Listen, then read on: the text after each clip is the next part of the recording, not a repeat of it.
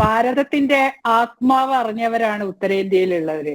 അതാണ് നമ്മൾ ആദ്യം മനസ്സിലാക്കേണ്ട കാര്യം. ഇപ്പോഴും ഞാൻ ഡൽഹിയിൽ തന്നെ ഇരിക്കണേ. അപ്പൊ ഇവിടുത്തെ രാഷ്ട്രീയവും ഇവിടുത്തെ കാറ്റും കണ്ട് മനസ്സിലാക്കാനും പറ്റും. കാരണം ഭാരതത്തിലെ ഓരോ മനുഷ്യനും സാധാരണ മനുഷ്യരിലേക്ക് ഇറങ്ങിച്ചെന്ന ഒരു പ്രധാനമന്ത്രിയാണ് ഇന്നത്തെ ഇന്ത്യന്റെ പ്രധാനമന്ത്രി നരേന്ദ്രമോദി. ഇത്രയും കാലം ഇവിടെ പ്രധാനമന്ത്രിമാരുണ്ടായിട്ട് അവർക്ക് എത്തിപ്പെടാൻ പറ്റാത്ത വിധത്തില് ഇതൊന്നും നമ്മുടെ നാട്ടിൽ പറഞ്ഞു കൊടുക്കാനോ നരേന്ദ്രമോദി കൊണ്ടുവന്ന സാധാരണ ജനങ്ങളിലേക്ക് കൊണ്ടുവന്ന സ്കീമുകളൊന്നും പറഞ്ഞു കൊടുക്കാനോ നമുക്കൊന്നും ആൾക്കാരില്ലാതായി പോയതാണ് കേരളത്തിന്റെ ഏറ്റവും വലിയ ദൗർഭാഗ്യം എന്ന് ഞാൻ പറയും തീർച്ചയായിട്ടും. കാരണം ഇന്ന് ഇവിടെയൊക്കെ ഒരു മുദ്രാ ലോണ് പോലും ഒരു 10 ലക്ഷം ഒരു ബോണ്ടും ഇല്ലാതെ കിട്ടുന്ന ഒരു ലോണ് പോലും കേരളത്തിലെ ബാങ്ക് മാനേജേഴ്സ് കൊടുക്കൂല. കാരണം ഇതെങ്ങാനും കിട്ടിയാല് നരേന്ദ്രമോദി പാസ്സാക്കിയ ഒരു സ്കീമിന്റെ ഭാഗമാണ്, അതിനെ സപ്പോർട്ട് ചെയ്യാൻ വേണ്ടിയിട്ടുള്ള സംഗതിയാണ് ഇത് എന്നുള്ള ഒരു തോന്നൽ വരും. അപ്പോ അതുകൊണ്ട് അതുപോലും കൊടുക്കാൻ വേണ്ടി തയ്യാർ. സ്ട്രീറ്റ് വെൻഡേഴ്സിനുള്ള ലോണുകള് ഇതൊക്കെ എത്ര എണ്ണം കേരളത്തിൽ കിട്ടിയിട്ടുണ്ട്.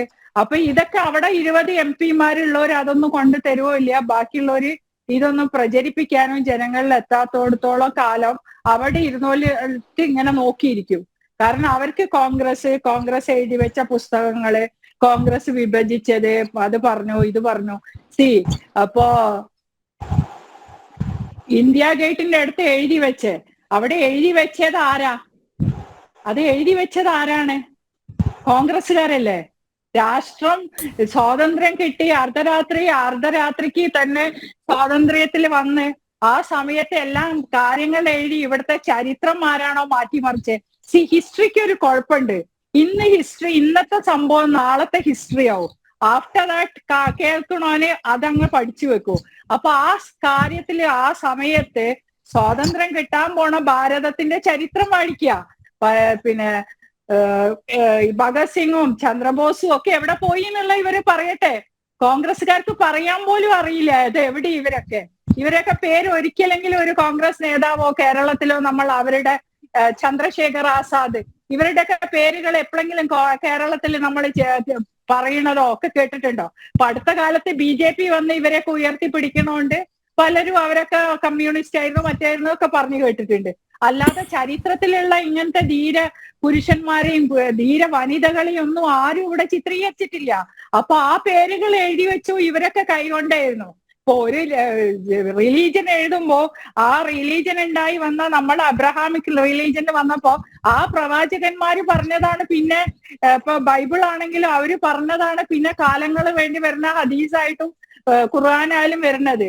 ശരിക്കും പറയണ ആ ഒരു ശരിയായ വേദം എന്ന് പറയുന്ന പോലെ തന്നെ ശരിയായ ചരിത്രം അവിടെ എഴുതി വെച്ചിട്ടില്ല. അത് പഠിപ്പിക്കുകയാണ്. അല്ലാതെ നമ്മൾ എപ്പോഴും പറയണ എല്ലാ മുഗൾ രാജാക്കന്മാരെ പറ്റിയും നമ്മൾ പഠിപ്പിക്കൂ. നമ്മളെ എത്ര ഛത്രപതി ശിവജീനെ പറ്റി എത്ര കുട്ടികൾക്ക് അറിയാം? ആ ഒരു ഝാൻസി റാണി, അതൊക്കെ ഒരു ഝാൻസി റാണി എന്നൊരു പേര് കേട്ടിട്ട് അവരെയൊന്നും പറ്റി എക്സ്പ്ലെയിൻ ചെയ്ത ഒരു ചരിത്രം നമ്മളതിലില്ല. അപ്പൊ നമ്മൾ ശ്രമിച്ചത് ഇവിടത്തെ അധിനിവേശക്കാരെ പറ്റി പറയുക. നമ്മൾ പ്രൊവോക്ക് ചെയ്യണ ഒരു സാധനങ്ങൾ ചെയ്തു വെക്കുക. ഇതൊക്കെ ലോങ് അജണ്ട ആയിരുന്നു നെഹ്റുവിന്റെ ഒക്കെ. തീർച്ചയായിട്ടും ഇപ്പൊ എന്നെ തെറി വിളിക്കും ഇവിടെ വന്നിട്ട് നെഹ്റുവിനെ പറഞ്ഞ ഐ ഡോണ്ട് കെയർ ദാറ്റ്.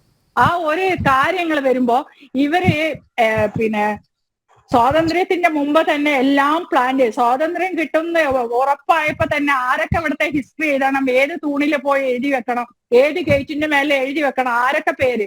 ഇവൻ അംബേദ്കറെ പോലെ ഇവര് മാറ്റി നിർത്തിയ സമയം ഉണ്ടായിട്ടില്ലേ? പക്ഷെ അംബേദ്കറെ പോലെ പഠിച്ച കോൺസ്റ്റിറ്റ്യൂഷനെ പറ്റി എഴുതാൻ പറ്റുന്ന വേറൊരാളെ അവർക്ക് കടം കിട്ടാണ്ട് ആ ഗ്രൂപ്പിന്ന് അദ്ദേഹം ഇതിൽ ഉൾപ്പെട്ടു പോയേ. അല്ലെങ്കിൽ അതും നടക്കൂല. അത്ര പോലും മാറ്റി നിർത്തപ്പെട്ട കാലഘട്ടം കഴിഞ്ഞിട്ട് വരുമ്പോ ഇതൊക്കെ തന്നെ പഠിക്കാൻ പറ്റുള്ളൂ. 65 വർഷം കൊണ്ട് ഇവരെ ഇവിടെ പ്രാബല്യത്തിൽ വരുത്തി. അങ്ങനെ സെക്യുലറിസം, എന്ത് സെക്യുലറിസം അവര് പറയണേ? ഇപ്പൊ ഇവര് മതം പറഞ്ഞല്ലേ ഇതാക്കുന്നത്. അന്ന് തന്നെ മുസ്ലിങ്ങളെ മാറ്റി നിർത്തി ഇന്ത്യ വിഭജിക്കുമ്പോ എന്താ സെക്യുലറിസത്തിന്റെ വേർഡ് ഒരു യൂസ് ചെയ്യാത്തോ പഠിക്കാത്തോ? എന്താണ് സെക്യുലറിസം എന്നുള്ള വാക്ക് അവർ പഠിക്കാണ്ടിരുന്നത്? അന്നും ഈ വാക്കുണ്ടല്ലേ, ഇംഗ്ലീഷിലെ വാക്കുകളൊക്കെ പഠിച്ചു വെച്ചേക്കുക. ഇവരൊക്കെ വിദേശത്ത് പോയി പഠിച്ചു വന്നല്ലേ. പിന്നെ ഇന്ദിരാഗാന്ധി വന്നപ്പോ ഇതിന് വഴക്ക് വന്നത്. എല്ലാം പ്രീ പ്ലാൻഡാ. അപ്പൊ ശരീരത്തിലോ ഉണ്ടാക്കി വെച്ച് മുസ്ലിങ്ങളെ ഒരു സ്ത്രീകളെ ഇത് അവരുടെ ആവശ്യമായിരുന്നു. പാട്രിയാർക്കിസത്തിന്റെ ഒരു ഭാഗമായിട്ട് ഇവരെ സന്തോഷിപ്പിക്കാൻ വേണ്ടി മുസ്ലിം സ്ത്രീകളെ അടിച്ചമർത്തി വെക്കുക എന്നുള്ളത് അത് അവരുടെ ആവശ്യമായിട്ട് ശരീഅത്ത് ലോയിലെ 6 നിയമങ്ങളും സ്ത്രീകൾക്കെതിരായിട്ട് വന്നു.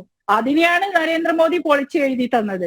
ആ മുത്തലാഖ് ബില്ല് സൈൻ ചെയ്യാൻ വേണ്ടിയിട്ട് പിന്നെ ഇവിടുത്തെ എല്ലാവരും അതിനെ സപ്പോർട്ട് ചെയ്ത്. മുസ്ലിം ലീഗിന്റെ 2 MP മനഃപൂർവ്വം അവിടുന്ന് മാറി. ആക്ച്വലി അവരെ ഹൃദയം അതിന് സമ്മതിക്കാത്തോണ്ടാ മുത്തലാഖ് ബില്ല് ഇവിടെ നടപ്പിലാക്കണം എന്ന് ആ മുസ്ലിം MP മനസ്സുകൊണ്ട് ആഗ്രഹിച്ചിട്ടായിരിക്കും അന്ന് അവര് ലേറ്റായി പാർലമെന്റിലെത്തി. അങ്ങനെയാണ് ഇവിടുത്തെ ചരിത്രം പോണത്. അപ്പൊ ഇവരെന്നെ മനസ്സിലാക്കുക, ഇവരെ ഉള്ളിലുള്ള കുറ്റബോധം എന്താണ് ഈ രാഷ്ട്രത്തോട് ഇവരെ ചെയ്തത്. ഈ രാഷ്ട്രം ഇനി അതിന് കിട്ടൂല.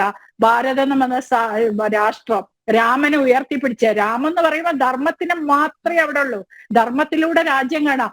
അതാണ് നരേന്ദ്രമോദിയും ആരെ നോക്കാതെ, ആരെ സൈഡ് നോക്കാതെ മുന്നോട്ട് പോണേ. ജാതിനെ പറ്റി അയാൾ എത്ര പ്രാവശ്യം പറഞ്ഞിട്ടുണ്ട്? ഈ രാഹുൽ ഗാന്ധി അത്ര പറഞ്ഞിട്ടുണ്ടോ?